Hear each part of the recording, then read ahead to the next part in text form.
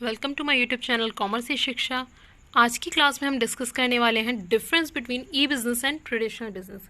Emerging modes of business का ये chapter है। इसमें हम सबसे पहले स्कोप ऑफ बिजनेस हम डिस्कस कर चुके हैं, राइट। अब आते हैं difference between E business and traditional business पर। क्या डिफरेंस होता है ई बिजनेस और ट्रेडिशनल बिजनेस में? तो देखो, ट्रेडिशनल बिजनेस जैसे पहले अब चलता आ रहा था कि एक पर्टिकुलर प्लेस पर एक बिजनेस होगा, ठीक है, उसे आप शिफ्ट नहीं कर सकते। किसी भी कस्टमर को उनसे कोई भी गुड्स चाहिए या सर्विसेज चाहिए तो उसे उस पर्टिकुलर प्लेस पर जाना पड़ेगा, राइट। डायरेक्ट कांटेक्ट होगा उसका उन लोगों के साथ, राइट। जैसे नियर बाय जो भी आपकी शॉप है, आप उसी का एक एग्जांपल लीजिए कि वो शॉप एक पर्टिकुलर प्लेस पर है, राइट। कोई भी कस्टमर उस शॉप पर जाता है, डायरेक्ट कांटेक्ट होता है उसका ओनर से या वहाँ जो भी उनके वर्कर्स होते हैं उनके साथ, वो प्रोडक्ट लेकर आता है। और आपकी कुछ शॉप्स ऐसी भी होंगी जहाँ आप मतलब रेगुलर आप वहीं जाते हैं, ठीक है। आपने कुछ शॉप्स ऐसी पर्टिकुलर फिक्स कर रखी है कि अगर आपको क्लोथ्स लेने हैं या मेडिसिन लेनी है, आप पर्टिकुलर इसी शॉप पर जाएंगे। रीज़न बिहाइंड दिस इज कि आपका रिलेशन बन गया उनके साथ एक अच्छा, ठीक है। तो ये तो था traditional business, but E business ने इस कॉन्सेप्ट को टोटली चेंज कर दिया। अब यहाँ पर आपको कोई एक पर्टिकुलर प्लेस नहीं चाहिए शॉप के लिए। आप इंटरनेट के थ्रू ऑल ओवर वर्ल्ड अपनी शॉप ओपन कर सकते हैं, ऑल ओवर वर्ल्ड से आप अपने कस्टमर्स ले सकते हैं, राइट। तो एक्चुअल क्या डिफरेंस आ जाता है इसके बीच में, ये देखते हैं। देखो, फर्स्ट पॉइंट है यहाँ पर ईज ऑफ फॉर्मेशन, यानी ट्रेडिशनल बिजनेस ओपन करना इजी है या ई बिजनेस। तो देखो, ट्रेडिशनल बिजनेस थोड़ा डिफिकल्ट है और ई बिजनेस सिंपल है। ट्रेडिशनल बिजनेस के लिए आपको पहले इन्वेस्टमेंट करनी पड़ेगी बहुत बड़ी लेवल पर। आपको एक पर्टिकुलर एक शॉप भी चाहिए तो भी उसकी इन्वेस्टमेंट अगर आप करेंगे तो बहुत ज़्यादा इन्वेस्टमेंट होगी, ठीक है। सिर्फ शॉप पे आप सामान रखेंगे, शॉप के साथ आपको प्रॉपर फर्नीचर वहाँ मैन्युफैक्चर कराना होगा, ठीक है। हर चीज़ बनानी होगी, तब जाकर आप एक पर्टिकुलर ऐसी शॉप बना पाएंगे जहाँ कस्टमर्स आ सकें, राइट। प्लस वहाँ पर आपको हर वैरायटी का सामान रखना होगा, ठीक है। जितने वैरायटी आप रख सकते हैं जैसे कस्टमर सिर्फ आपकी शॉप पर आए, तो ये थोड़ा सा डिफिकल्ट हो जाता है। एज वेल एज इसमें थोड़े से प्रोसेस भी डिफिकल्टी होता है। ई बिजनेस क्या है, क्यों हम इसे सिंपल मानते हैं? रीज़न ये है कि आपको जस्ट आपके पास प्रोडक्ट होना चाहिए जो आप मैन्युफैक्चर करें, ठीक है। आपको वहाँ पर सिर्फ और सिर्फ अपना शॉप को क्या करना है, रजिस्टर करना है ई बिजनेस यानी इंटरनेट पर, ठीक है। इंटरनेट पर आपने अपने जो भी प्रोडक्ट है, जो भी कंपनी का नाम है या जो भी आपके बिजनेस का नाम है उसके नाम से रजिस्टर कर दीजिए, अपने प्रोडक्ट्स को अपलोड कर दीजिए और आप easily an number of people के पास पहुंच जाएंगे अपने बिजनेस को लेकर, राइट। तो यहाँ आपको ह्यूज इन्वेस्टमेंट नहीं चाहिए होती है, ठीक है। तो इतना ज़्यादा प्रोसेस यहाँ पर नहीं होता, तो इसे ई बिजनेस को सेट करना ईजी लगता है लोगों को as compare to traditional business, right. Next है आपका फिजिकल प्रेजेंस। फिजिकल प्रेजेंस कहाँ रहती है? देखो, अभी हमने डिस्कस किया कि भाई किसी भी शॉप पर आप जाओगे, वहाँ आपको जो ओनर है या जो वर्कर्स हैं वो कस्टमर्स से अच्छे से डील करेंगे, ठीक है। उनको हर प्रोडक्ट एक एक करके दिखाएंगे, तो वहाँ पर फिजिकल प्रेजेंस की रिक्वायरमेंट होती है। बट ई बिजनेस में ऐसा नहीं होता। ई बिजनेस में कस्टमर है, कस्टमर ने सर्च किया, साइट्स पर इतने सारे प्रोडक्ट आ गए, कस्टमर अपने आप उसे चेक कर रहा है, ठीक है। किसी पर्सन की उसे रिक्वायरमेंट नहीं है कि क्या इसका प्राइस है ये पूछने के लिए या कैसी इसकी क्वालिटी है। सारी इन्फॉर्मेशन वहाँ पर गिवन है, कस्टमर खुद चेक कर कर खुद ऑर्डर प्लेस कर सकता है, राइट। तो यहाँ पर फिजिकल प्रेजेंस की रिक्वायरमेंट नहीं है। Next is location requirement. Location की रिक्वायरमेंट कहाँ होगी? जहाँ एक फिक्स प्लेस आपको चाहिए होगा अपने बिजनेस को ऑपरेट करने के लिए। तो ट्रेडिशनल बिजनेस में आपको लोकेशन की रिक्वायरमेंट होती है। Proximity to the source of raw material और the market for the product. आप एक ऐसी जगह पर अपना बिजनेस ओपन करना चाहते हैं जहाँ से आपको ईजिली अपने रॉ मटेरियल्स भी मिल जाएं, एज वेल एज वो मार्केट भी मिल जाए जहाँ आप अपने प्रोडक्ट्स को सेल करना चाहते हैं, राइट। तो एक पर्टिकुलर प्लेस यहाँ पर चाहिए होती है, एक लोकेशन चाहिए होती है। लेकिन ई बिजनेस में ऐसा कुछ भी नहीं है, यहाँ पर आपको लोकेशन की रिक्वायरमेंट नहीं होती। कॉस्ट ऑफ सेटिंग अप, यानी किस बिजनेस को सेट करने की कॉस्ट हाई होती है और किसको लो। तो देखो, ट्रेडिशनल बिजनेस अभी हमने डिस्कस किया, इन्वेस्टमेंट इसमें ज़्यादा चाहिए होता है तो इसमें हाई कॉस्ट लगती है, और ई बिजनेस में लो कॉस्ट लगती है, as there is no requirement of physical facilities वहाँ देने की आपको ज़रूरत नहीं होती, राइट। नेक्स्ट है ऑपरेटिंग कॉस्ट, यानी बिजनेस को चलाने की कॉस्ट किसकी हाई होती है और किसकी लो होती है। तो ट्रेडिशनल बिजनेस की ही कॉस्ट यहाँ पर ऑपरेटिंग कॉस्ट भी हाई होती है due to fix charges associated with investment in procurement and storage. यहाँ पर इसे चलाने की कॉस्ट हाई क्यों है? आपने एक बार लैंड परचेज कर लिया, ठीक है, चलो वो तो आपने स्टार्टिंग में परचेज कर लिया। अब उस लैंड का, ठीक है, वहाँ पर आपको इलेक्ट्रिसिटी चाहिए होगी, अदर फैसिलिटीज़ चाहिए होंगी जो आपकी फिक्स्ड हैं, आपको हर मंथ आपको पे करनी ही है, राइट। प्लस आपको स्टोरेज फैसिलिटी चाहिए होगी कहीं ना कहीं, तो ये कुछ ऐसे फिक्स चार्जेस हैं जो आपको ट्रेडिशनल बिजनेस में हमेशा पे करने ही होते हैं। ई बिजनेस में ये कॉस्ट क्या होती है, ये कॉस्ट आपकी लो होती है as compare to traditional business. Nature of contact with the supplier and the customers, यानी आपका किस टाइप का कॉन्टैक्ट रहता है अपने सप्लायर से जो आपको रॉ मटेरियल या अदर चीज़ें सप्लाई कर रहे हैं, और आपके कस्टमर से। तो देखो ट्रेडिशनल में इनडायरेक्ट कॉन्टैक्ट होता है थ्रू इंटरमीडिएटरीज। देखो ये आपकी मैन्युफैक्चरिंग कंपनी है, ठीक है, ये एक मैन्युफैक्चरिंग कंपनी है जहाँ से आप प्रोडक्ट्स लेते हैं, ठीक है, और यहाँ आपकी रिटेल की शॉप है।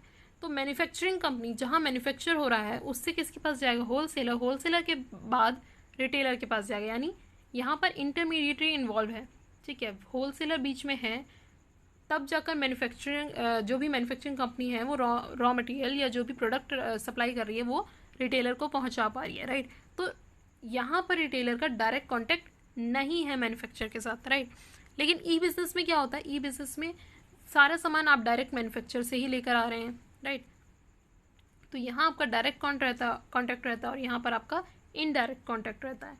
नेक्स्ट पॉइंट है आपका नेचर ऑफ इंटरनल कम्युनिकेशन, यानी इंटरनल कम्युनिकेशन कैसा है एक बिजनेस ऑर्गेनाइजेशन में, ट्रेडिशनल में और ई बिजनेस में। तो देखो ट्रेडिशनल में तो हमें आज भी पता है कि हम एक हायरार्की में ही सारी चीज़ें फॉलो करते हैं। टॉप लेवल होता है, टॉप लेवल मिडिल लेवल को ऑर्डर देगा, मिडिल लेवल लोअर लेवल को ऑर्डर देगा, राइट। इसी क्रोनोलॉजी, इसी हायरार्की में हम अपने सारे रूल्स, अपना सारा प्रोसेस परफॉर्म करते हैं, राइट। लेकिन ई बिजनेस में ऐसा नहीं होता, ठीक है। ई बिजनेस में ये क्या है, non hierarchical, allowing direct vertical, horizontal and diagonal communication, यानी आप यहाँ किसी भी तरह से कम्युनिकेट कर सकते हैं। एक लोअर लेवल का एम्प्लॉय एक हायर लेवल को मेल कर अपनी प्रॉब्लम्स सेंड कर सकता है, राइट, या किसी चीज़ की रिपोर्ट आपको सेंड कर सकता है। तो बेसिकली यहाँ ऐसा कोई हायरार्की फॉलो नहीं की जाती है, आप कम्युनिकेट कर सकते हैं वर्टिकल तरीके से भी, हॉरिजॉन्टल तरीके से भी एंड डायगोनल तरीके से भी।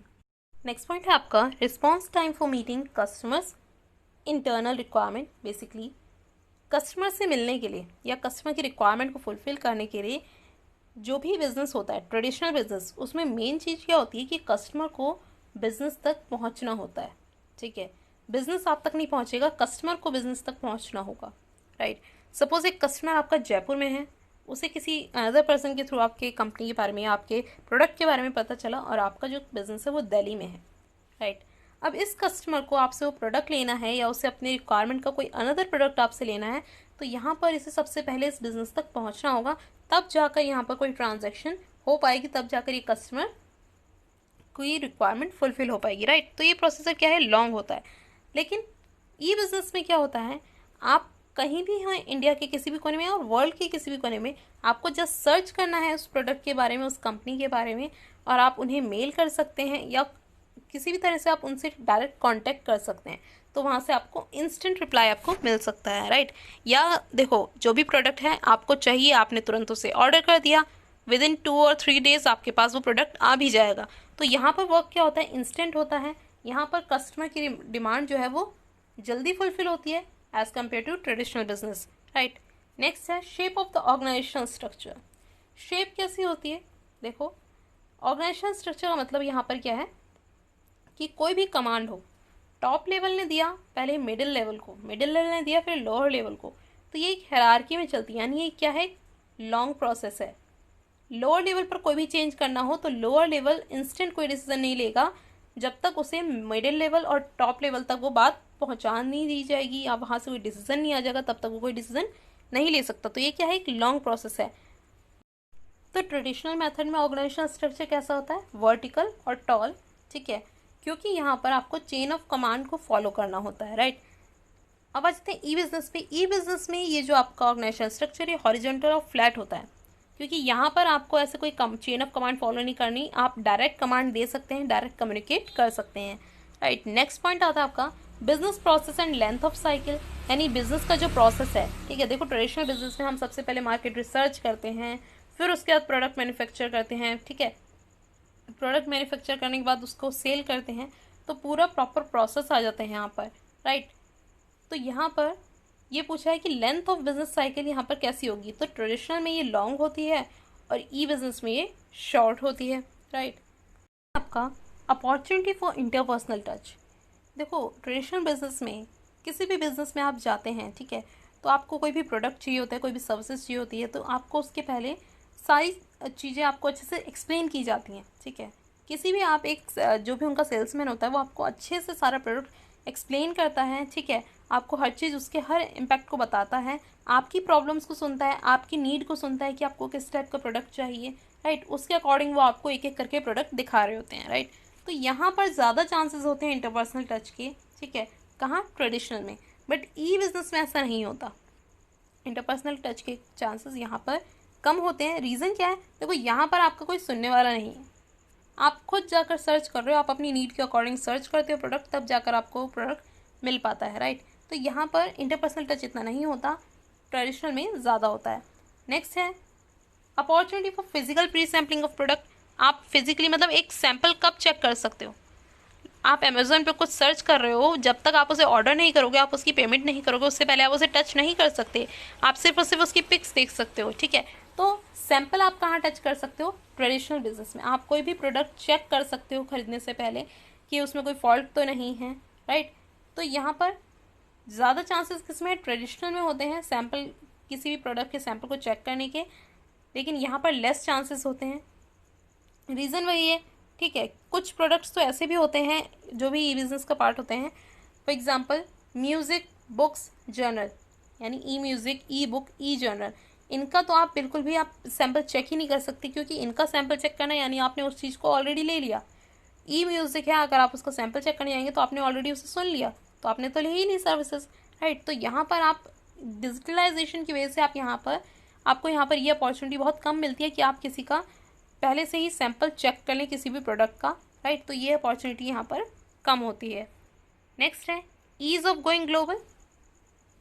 ईजिली आप ग्लोबल लेवल पर अपने बिजनेस को ले जा सकते हैं। ट्रेडिशनल बिजनेस में आपने अभी स्टार्ट किया है इंडिया में भी आपने दिल्ली से स्टार्ट किया है, तो दिल्ली से ऑल ओवर इंडिया से ऑल ओवर वर्ल्ड जाने में आपको बहुत टाइम लगेगा। लेकिन ई बिजनेस को आप विद इन सेकेंड आप ग्लोबल लेवल पर ले जा सकते हैं, राइट। आपने जहाँ भी अमेज़ोन पे अपलोड कर रहे हैं या फ्लिपकार्ट पे आप अपने प्रोडक्ट अपलोड कर रहे हैं, तो वो जिन जिन कंट्रीज़ में अलाउ है उन कंट्रीज़ तक तो आपका प्रोडक्ट ईजिली पहुँच गया, राइट। तो यहाँ पर ज़्यादा चांसेस होते हैं और यहाँ पर कम चांसेस होते हैं, ठीक है। प्लस ग्लोबल जाने के लिए आपको बहुत सारे रूल्स एंड रेगुलेशंस फॉलो करने होते हैं। आप किसी भी कंट्री में जाकर बिजनेस करना चाहते हैं, आप अपनी कंट्री से दूसरी कंट्री में जाएंगे तो आपको प्रॉपर डॉक्यूमेंटेशन करना होगा, तब जाकर दूसरी कंट्री आपको अलाउ करेगी, राइट। तो यहाँ कम चांसेस होते हैं ग्लोबल होने के जल्दी से जल्दी, ठीक है। लेकिन ई बिजनेस में आप इजीली ग्लोबल लेवल तक जा सकते हैं। नेक्स्ट पॉइंट है आपका गवर्नमेंट पैट्रोनेज, ठीक है। देखो गवर्नमेंट पहले ट्रेडिशनल बिजनेस को बहुत ज़्यादा हेल्प कर रही थी सो दैट उसे वो एक अच्छे लेवल पर ले जा सके, लेकिन आज का टाइम क्या है, आज का टाइम आपका टेक्नोलॉजी से जुड़ा टाइम है। आप ज़्यादा से ज़्यादा बिजनेस में टेक्नोलॉजी लाना चाहते हैं। आज के टाइम पे आईटी सेक्टर बहुत ज़्यादा बूस्ट पर है और गवर्नमेंट भी इसे अपनी टॉप मोस्ट प्रायोरिटी मानती है और गवर्नमेंट भी ज़्यादा से ज़्यादा हेल्प करती है इन्हें, कि क्योंकि रीज़न क्या है कि ये वो सेक्टर्स हैं जो हमारी कंपनी को डेवलप्ड नेशन बना सकते हैं, राइट। अभी हम डेवलपिंग नेशन हैं, लेकिन ये सेक्टर्स हैं जो हमारी कंट्री को डेवलप नेशन बना सकते हैं। तो अब ज़्यादा से ज़्यादा गवर्नमेंट का फोकस भी किस पर होता है, ई बिजनेस पर, ठीक है। तो ट्रेडिशनल में है लेकिन अब ये श्रिंक होते जा रहे हैं, यानी कम होता जा रहा है, ठीक। ज़्यादा से ज़्यादा फोकस अब किस पर है, ई बिजनेस पर।